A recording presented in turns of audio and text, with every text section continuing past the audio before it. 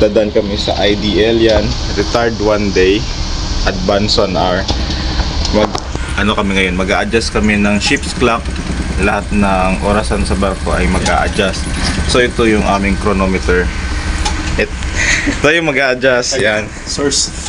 So ngayon yung oras is nasa January 31 UTC. So mag-atras kami ng isang araw, magiging January 30 pa din. 31 sir. Tapos yung oras aabante ng isang oras. Sige, so, adjust mo na oras muna. Adjust mo ng so 20 ngayon minutes. Guys, yan turuan mo kami. Yan Turuan mo kami sek. Ngayon duty yan, UTC. Universal time. Yan. Gawin natin local time, pipindutin natin to. Sa local time. Tapos time na. After nyan, pag nakita mo local time yan, plus 20 mo. Plus yan, 20. Biradahin mo yan. Ilang pindot? Isa lang. Isa lang. Yan, plus 20 na. Tapos enter yan sir, enter. Yan yung enter. Pangmalakasan yan. Ngayon, pupunta tayo doon sa chronometer. Yan, sir, sige. kung nag-adjust yan. Punta tayo doon sa labas. Yan.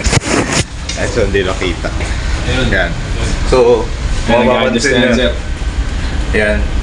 Ang bilis ng adjust. Kaya kung gusto nyo matapos sa ganyan duty nyo, adjust nyo ng 3 hours. Adjust ng 4 hours. Just 4 hours. 20 minutes lang kasi hati-hati kaming tatlo sa 1 hour. Yan sir. Yan. Na-adjust na kanina ng 20 minutes. So kami naman yung 20 minutes. Yeah. Yan. Bilis oh. Yan sir, kunin natin kay Chief Med sir. 20 ano na agad oh. 30 na sir. Yan. 30 na agad. It's midnight. Yan. 12:30 na ng January 31. So, yeah.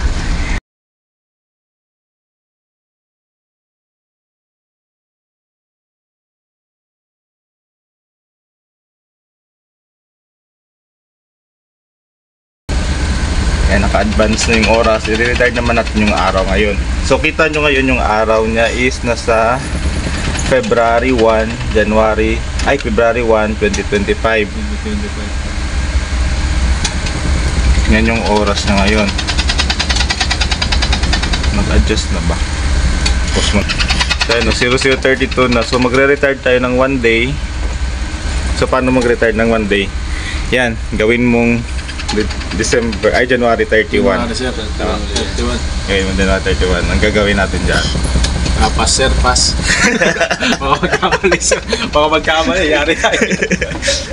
Ang gagawin mo lang dyan, i-ano mo siya, i-retard mo siya ng 24 hours. Kita mo yan ang ano dito, 00. Magre-retard ka ngayon ng 24 hours dyan. So minus 20 dito. Gagawin mo yung 24 hours. 1, 2, 5, 6, 7 hanggang maging 24 23 copy. Mga 23:30 or 23:40. Yan, 23:40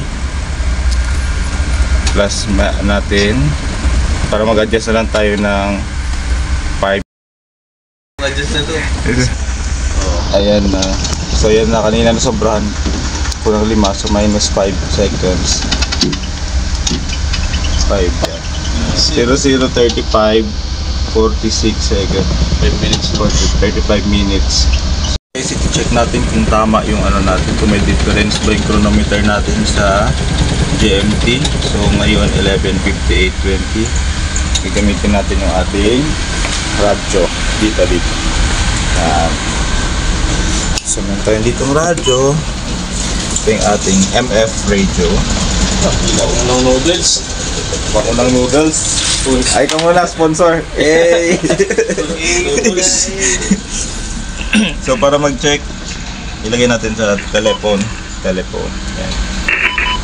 I-cancel muna natin itong mga yan, telephone. So sir, anong gagawin pagkatapos sir?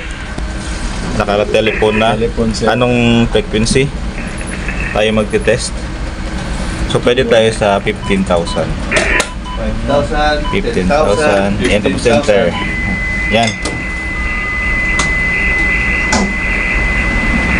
Parang hindi siya clear. Try natin sa 10,000. Yan. Yan. May narinig kang time signal. Mas malakas sa tinog. Rinig pa yung ano. Yan, mabilis. Yan, kada pitik nga isang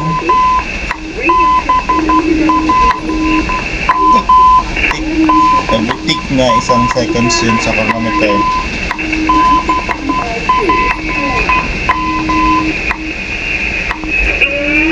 So punta tayo dito ngayon sa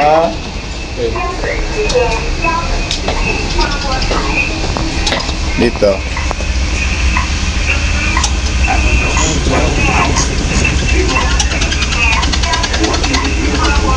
Yan, nagsalita na siya. Yan. 0. Now, nireset natin sa 0 yung seconds para pumantay doon sa Universal Coordinated Time. May difference siya kaninang 10 seconds.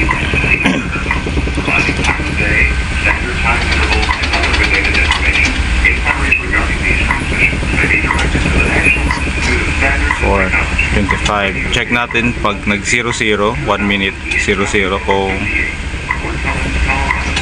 tatama na siya. Maririnig nyo yung tick doon sa ating radio.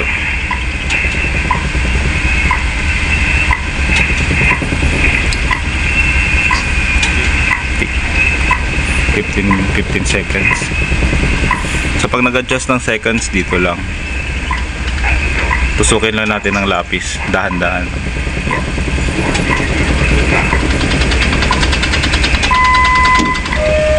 Yun, so tama na tayo. So sumusunod na tayo sa Universal Coordinated Time.